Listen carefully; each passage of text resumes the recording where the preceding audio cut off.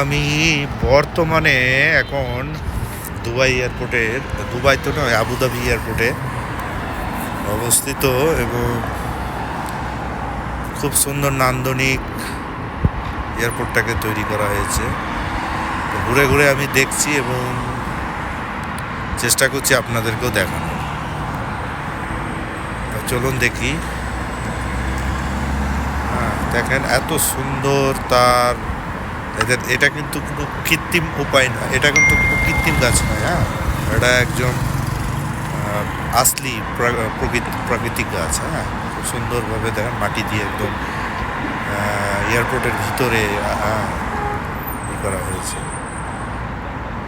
তো ফ্লোরই দেখেন কত উন্নত মানের মার্বেল, সত্যি অসাধারণ। তাছাড়া এখানে ডিউটি ফ্রি মার্কেট আছে যেখান থেকে আপনারা বিভিন্ন রকমের সামান কিনতে পারেন। তবে এখানকার মার্কেটে না কেনাই ভালো, প্রচণ্ড রেট।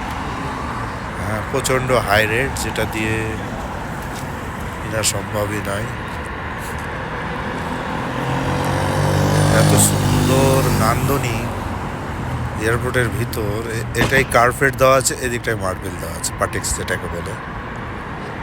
হ্যাঁ, আমি আমার সামনে যে ছেলেটা যাচ্ছে সেটা আমাদের একজন প্রবাসী ভাই, ওনার বাড়িও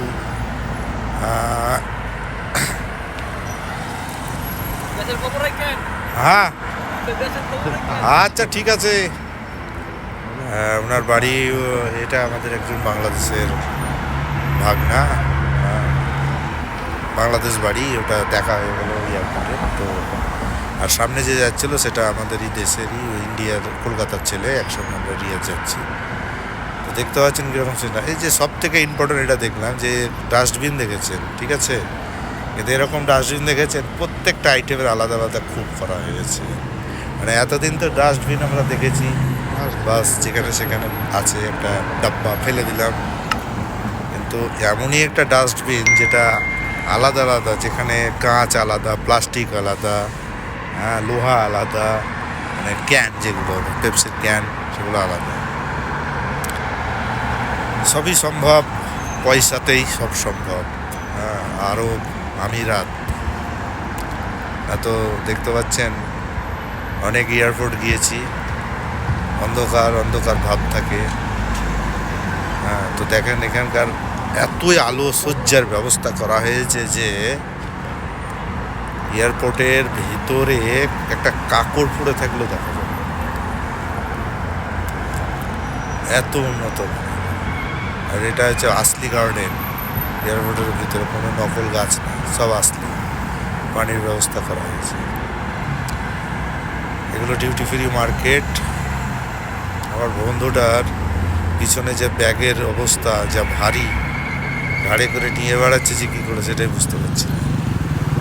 6 ঘন্টা ওয়েট করতে হবে এই এয়ারপোর্টের ভিতরে, বুঝতে পারেন? 6 ঘন্টা এখন বসে থাকবো এয়ারপোর্টের ভিতরে, তারপরে রিয়াদের ফ্লাইট। তো আমিও ঘুরছি, আমার যারা দর্শক আছে তাদেরকেও দেখানোর চেষ্টা করছি।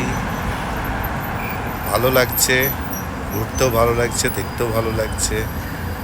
তো চিন্তা ভাবনা করলাম যে দেখাই আমার ভিউয়ার্স যারা, আমার ইউটিউব ফ্যামিলি যেগুলো যারা আছে তাদেরকে দেখাই বলে ভিডিওটা ধারণ করছি।